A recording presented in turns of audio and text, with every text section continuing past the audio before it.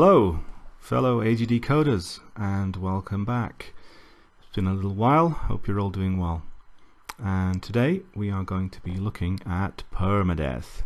Sounds very ominous, but basically what it means is a sprite which, once destroyed, cannot respawn again during the game until you restart the whole game again. So it's very useful, for example, if you wanted to put a screen with some kind of a boss, and once the boss has been defeated, you can then pass through happily and the boss won't come back. So I'm using an old Jet Set Willy demo here just to show you how it works. As you can see here, we've got 3 sprites in the other room, and I've set Willy up so that he can shoot. So if I go back here, normally as you would know, the sprites will respawn here. But if I shoot a sprite like this, go out, come back in, sprite is gone. Sprite is not respawning and is permanently removed. So there you go. I've done the same with the barrel here, and I'll now do the same with that spinning razor blade thing.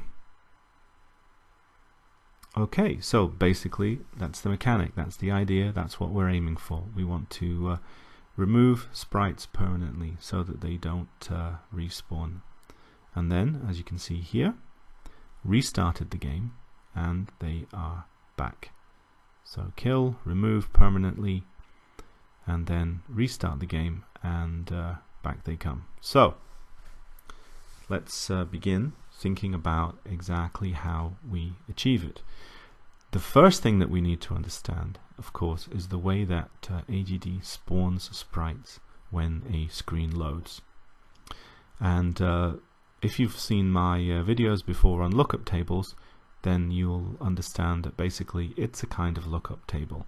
There is a list of numbers which basically tell AGD which sprites to spawn and where to spawn them. So there are 4 basic variables which are used, which is the image, the type, and the X and Y coordinates. So you'll be familiar with this because you'll have put your own sprites on screen. And when you're putting sprites on screen, when you press N to do sprite positions, you're basically manipulating this table. So what we want to do then is find a way of manipulating that table within AGD in-game, and this is a fairly tricky thing to do because the way that the tables are stored, they're not fixed. They depend on the number of sprites that you have in each room. So each room can have a different size of table. So we'd have to scan through the tables and identify particular sprites. So let's take a look here at a typical sprite table.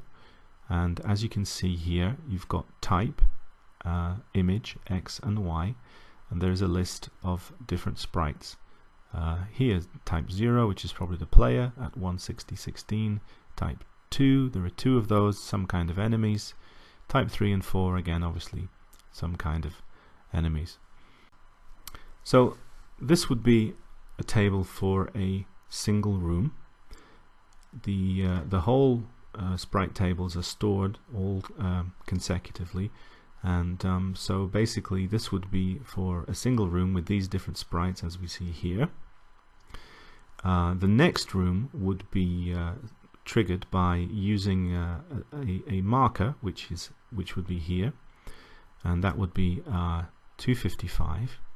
So there would be a 255 marker here for type, and then following that there would be the next iteration, if you like, of the next screen, basically. So this would be a list for the next sprite table. So this is basically what we're looking at.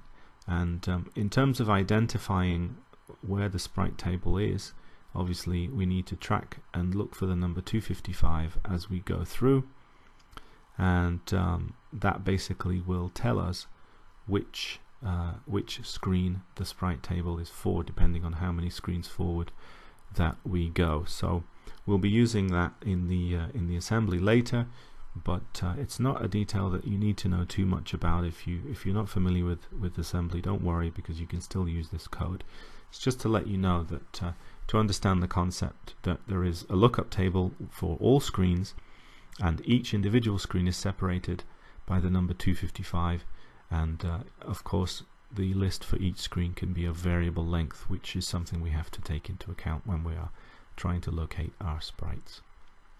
So yeah, that's the table. Let's start thinking now about how we can actually adjust that table so that the sprites will spawn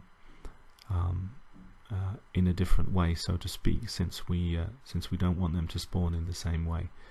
Now the trick here basically is not to remove any sprites at all, because what would happen if you removed the sprites is that you would actually create a whole different the whole table would become out of whack. So for example, let's say if I was to delete one of these rows here, let's just do that as an example. Let's say I wanted to remove this sprite here, as permanently remove it. So this is what the new set of tables would look like if I was to take that one away. And as you can see, if we are trying to identify a particular sprite, all of a sudden everything's moved up a space, and what was originally sprite 4 would now be sprite 3. So that's going to make it difficult for us to identify a sprite. So we don't want to basically change the overall structure of these tables, because AGD would get very confused if we started to do that. So the solution then is not to actually delete anything from here. Rather, what we will do is we will get the sprite to spawn off screen, so that when you load the screen in, the sprite won't actually appear. So the sprite is actually there as far as AGD is concerned, but as far as the player is concerned, the sprite has vanished. And I can show you exactly that here. So if you look here, you can see there is the sprite, and it's spawning in that position. And you can see here in the editor where those are set up. So what we want to do is basically move the sprite down, but actually right down and actually right off the screen itself. And so it won't crash, by the way, if you're wondering. It's absolutely fine to use the X variable off screen as long as the sprite is passive, as long as it doesn't spawn anything, or you don't use printing blocks or anything like that, which would cause a crash. But as long as the sprite is stable and passive, let's say, doesn't do anything, then it will be fine off screen. So there you can see I've killed 2 of the sprites, and they are gone. So let's exit now, and I haven't reset this yet because that happens at game start. We can look in the editor, and you can see here that the sprites are not there. So where are they? There they are. They're down there. We've changed their vertical coordinate, if you like. We've basically put it off screen, and it's fine. We can bring it back. Now, a word of warning here, of course, feel free to play about, but if you bring the sprites back, sort of resurrect them, if you like, using the editor, that will cause problems, and I'll show you why. Because it depends on the exact position of the sprite.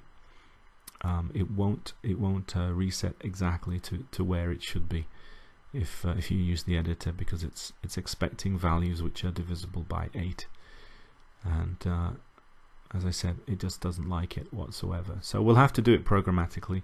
We'll do it within the assembly code. We've got a little routine that does that for us.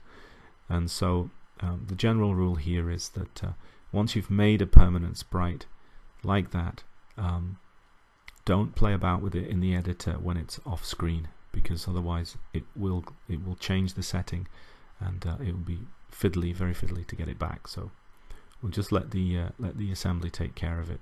So as you can see here, again, one more demo just to show you that it's respawned in the correct position, because I've reloaded it basically. So yeah, so that's the rule there. Now let's take a look and a summary then of exactly what we want to do. We need to identify which sprite has been shot within the table. So that will be our first step. Once we've identified the sprite, the next thing that we will have to do is store the original spawn point, because obviously we need to know we're going to change the spawn point, so we need to record where the spawn point was so that we can restore the sprite. Then we set a new spawn point off screen so that the next time that the screen is loaded, the sprite will not be visible to the player. And our final task will be to restore all spawn points at the start of the game, which is basically a kind of factory reset, if you like. Restores all the sprites back to the original positions that they were at the start of the game. And there's also an option which I'll show you, which allows you to do that for one room only as well. So it means that within game you could potentially do something with that if you wanted to. Alright, so let's take a look then and imagine that we want to remove one of these sprites. The first thing, of course, that we want to do is identify within the list which sprite is which. So we're going to have to give each one of them an ID, or at least the ones that we want to remove are going to need an ID. And the way that we do that then is we go into the editor, and the first thing that we need to do is make sure that the sprites that we want to permanently remove are the ones which are spawned first. So this means you don't spawn the player first. As you can see, I jump from one screen to another and it tells you which sprite is spawning first. You can see there in this room that sort of Swiss Army knife is the one that's spawning first, then this one, and then this one. So these are basically the three sprites that we want to remove, and they are spawning the very first. The reason for that is very simple, of course. I'm sure you could probably predict. That means that they're always at the top of the table, and that makes it much easier for us to identify them and to manipulate them. And it means that the other sprites which may get destroyed will not affect the top sprites on the list. So we're basically giving them the top priority. It's very simple. When you start a screen, it does usually start with the player. You just need to change the type, and then like the fourth sprite in this case, you set that to type 0, and it means that the sprite order will be correct for this routine to work. So it's a fairly straightforward thing to do, but it's very important. So having done that, we know that those sprites are going to be the first three sprites which are spawned. So we're now going to look at setting up an ID. We'll be looking at restart screen and initialize sprite. So we'll look at restart screen first. So this means at screen start we are setting a variable here called I, and we're setting it to be 0. Now this can probably be a temporary variable because we're only going to be using this at the start of the screen when it first loads. So you could potentially use something like rand or opt or obj or something like that as well. I don't see a reason why that would be a problem. But for now I'm using I just to mean ID. Just easy to remember, isn't it? So okay, so we basically set that at 0 when the screen initializes. So having set that at 0, that means our first ID will be 0. So the next thing we need to do is go over to the sprite initialization, and obviously this will be at the start of the screen. And what we're doing here is we're checking if type is greater than 0, so in other words if it's an enemy. And in your game you may want to change this if you've got sprites that you don't want to be permanently deleted. Perhaps if it's type 2 or type 3, then you can do a check here so that only the permanently deleted sprites, the ones at the start, are the ones that get an ID. So let's, as you can see here, we do that and we add 1 to I. So each time one of those sprites is spawned at the start of the screen, it's given an ID. The first one will be 0, and then 1, and then 2, and 3, and so on. And that will basically allow us to identify the sprite in question on the list, on the sprite table. So that part is the part that you'll need in your game, just that little bit at the start there, to give each sprite an ID. The rest of the code you can ignore. Alright, so once we've done that, we now know that every sprite has an ID. So let's take a look here at sprite type 5, which is the Swiss Army knife. The first thing we need to do is put some code in here. In fact, this should be 191, obviously greater, not greater than or equal to.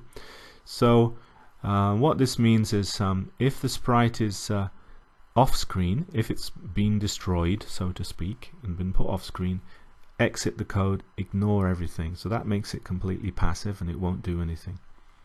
Down here we have a test, of course, for if it's been hit, in this case by a laser. In your game obviously it might be something different, but this is basically when the sprite is destroyed. I'm also taking away that remove command because that is not necessary. We actually want to keep the sprite down there just to be on the safe side, so that we don't mess with the sprite tables in any way. So we don't need to remove the sprite, we'll just keep it off screen. Obviously this has an impact on the sprite limit, but it's not a huge limit, and normally for something like this 12 sprites is plenty really, so there shouldn't really be a problem with that. So let's recall what we need this call to do. What it's actually doing, of course, first and foremost, identify the sprite, and secondly, we need to store the original position. So let's think about exactly how we are going to do that. Basically what we're going to do is use the table itself to store the value. So if you take a look here, you'll see we're going to use this x value, we're going to change it. And what you'll notice here is, because of the way that the editor is designed, the spawn value of x is always divisible by 8. So what we can do is divide x by 8, and that will give us a number between 0 and 23. And we then add 192 to that number, so that would give us 212. And that means that because there are only a possible 24 different numbers for x, we can safely store it above the 192, and we can use that to restore the original position, because all we'll have to do is basically subtract 192 and then multiply by 8. So this means that we don't have to use any extra bytes to restore the number. So as you can see here, for example, the x coordinate will have been set to 212. To get it back to its original, all we'd have to do is subtract 192 and multiply by 8, and that will put us back to 160. So essentially what we're doing is we're storing the x coordinate, the original x coordinate, within the new coordinate, which is above 192. By making it, however much it's above 192, will tell us what the original x coordinate was. And that's a nice little trick really, because it means we don't have to use any extra storage space. So here is the ASM, and I've put it here in the character set, and just at the start here. It could go elsewhere, it could go maybe over here if you wanted it to, and it could also be stored at the top of a memory just below the screen buffer. That might work as well, but for now I've put it there. It's a relatively small amount of code. I know some of you like to use UDGs, or user-defined graphics there, but there are still quite a few characters left for you to be able to do that. And it's a good way of storing it in a place which is easy to get to and which can be accessed within the editor. So I've just loaded this back in, so I'm going to just make these changes that I already did previously. We'll just get rid of that remove. Again, just to be sure that it doesn't mess with the table. Experiment with that though. I mean, it might actually be okay. I just want to be on the safe side. But yeah, essentially then, so we're calling it from here 205.41.22. That corresponds to calling the first part of the code, which does what we've already described. It takes the ID from direction, which we've assigned in the code as you saw earlier, and it then finds the position of the sprite, finds the x coordinate, adds divides it by 8 and adds 192 to it. And at the end we'll look at the assembly code if you're interested in that as well, but it's not absolutely necessary to know how it works, as long as you can see that it can actually work. So the other thing that we do then here is the other part of the assembly, 205.65.122, and this is a routine which basically does the factory reset. So it's a slightly longer piece of code. It goes through every screen and looks for any values of x which are above 192, and as soon as it finds any of those, 192 or above I should say, obviously if x was 0, so anything that's above that, it restores it to its original value. So it's a very easy check. Is x 192 or above? Yes it is. Then reset it back to its previous value, and that will very easily and effectively restore all our sprites back to where they should be.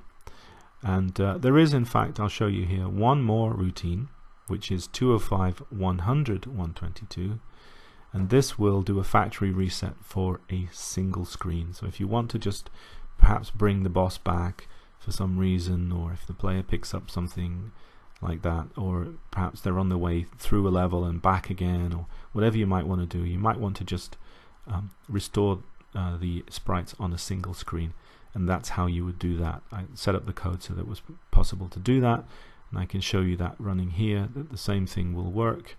And as you can see, they're gone, and if I restore it here, they are back. So I could maybe make them come back if I picked up that gun, for example, or whatever I wanted to do. Just gives it a bit more flexibility, so we can restore all screens of sprites, or if we want, we can just pick a single screen, run that routine, and it will restore them on a single screen. Okay, so that's pretty much it for that side.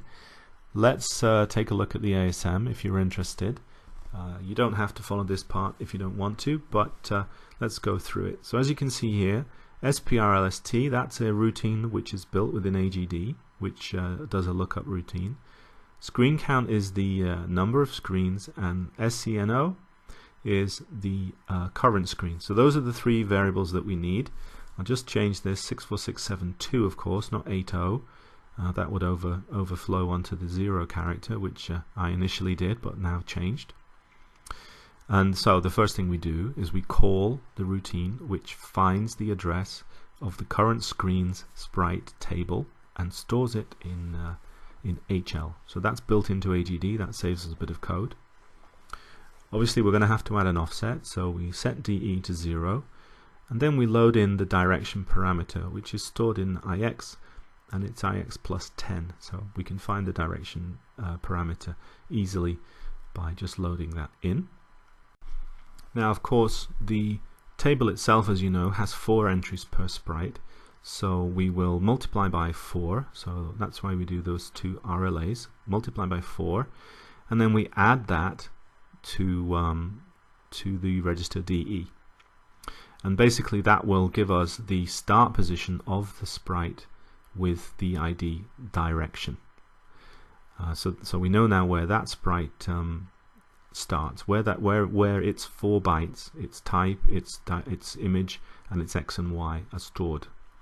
So once we've done that, obviously we need to go to the X coordinate, and that's why following that we increase HL by 2 here. So we've loaded the sprite ID in here, and then following that we are increasing HL by 2.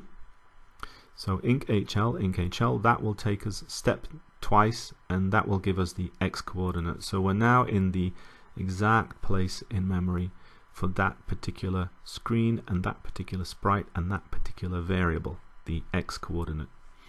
So we then load that into the accumulator here, and then as mentioned previously, we divide it by 8. So we RRA 3 times, and obviously that will just rotate the whole byte, and then we'll use AND 31, and that will basically slice off any bits that have rolled over to the left hand side, so that we'll get a correct value for the division by 8.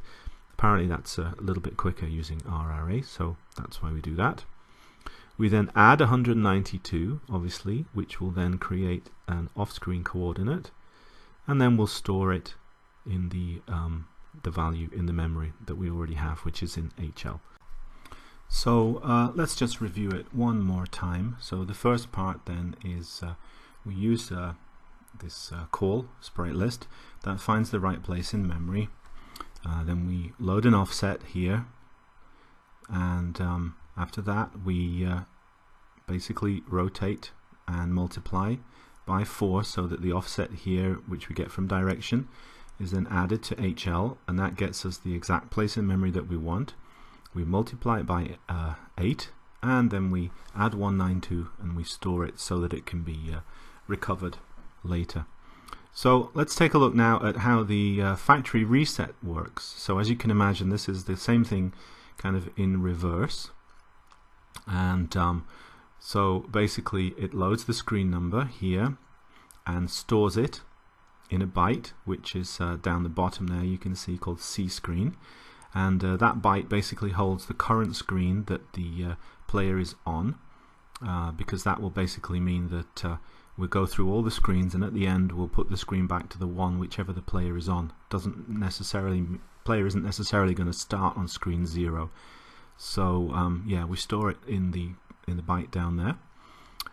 We then set A to be that's where we restore it down there. So we set A to be 0, and then we load the screen number, and then we call this routine, which I've added, which is called factory reset, F reset, and that will reset one screen.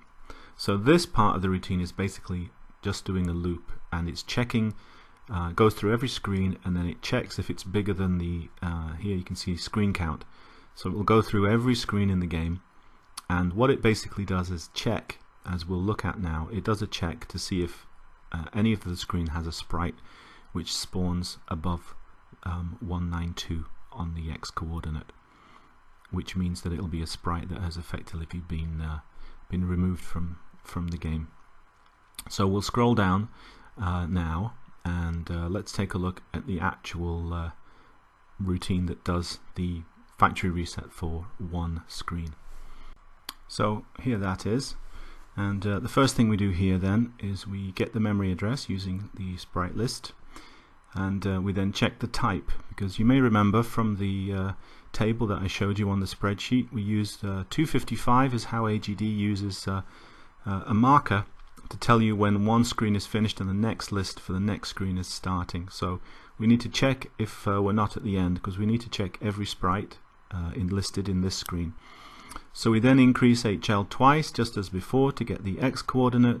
We then check that against 192 to see if it's been moved, and then at the end here, as you can see, we add 63, and the reason we add 63 is that is the same as subtracting 192, because 192 plus 63 makes 255. So we basically take that off, and we then multiply it by 8, and following that we add 4 at the end there. Now don't ask me why we add 4. To be honest, I have to admit I don't really know why, because when I coded this I was expecting it all to work perfectly, but what I found was that the sprites were getting reset back and they were off by 4 pixels. So yeah, essentially I just had to add 4 pixels. Some kind of quirk in AGD, something that it does that I honestly don't actually know about, but it works, and that's the main thing, I suppose. Perhaps one of you might like to speculate as to why that is, but I don't really mind, because as I said, it's working, so it's good enough for me. So we load it back into the address there, load HL A, and then store it. We then increase HL twice. That will take us to the next sprite in the list, because there are 4 entries, and we jump back to fcheck, where we are then going to check is the new entry a 255, and if it is, then that would be the end of the routine. So this is set to basically check through one screen and go through everyone in the list, every sprite, and see if any of them have been put outside of the printable area, in which case that means that it's a sprite that has been permadeathed, if you like, perma-killed, and basically that means restore it, and that's what we have to do here. So the first part, as we said, factory reset for all screens, basically runs that routine for every single screen in the game. So that's why we put it at the start. It basically goes through any changes that the routine made in terms of destroying sprites and moving them off screen, and it basically restores them. And it means that we don't have to use any variables. And that's really the main reason that we would use a routine like this, because it's perfectly possible, of course, to do it programmatically, perhaps using an empty sprite, doing a check, perhaps using a specific variable, but we all know how precious variables are in AGD. So this is a way of avoiding that, which also doesn't have a big impact on the memory. 80 bytes, 86 I think in total, really not very many at all. So I hope you found that useful. I hope that perhaps you might like to try it out in a game. If you have any questions, please feel free to ask them down below. As always, like and subscribe, and hopefully I'll see you in another video soon. Thanks a lot. Happy coding. Bye bye.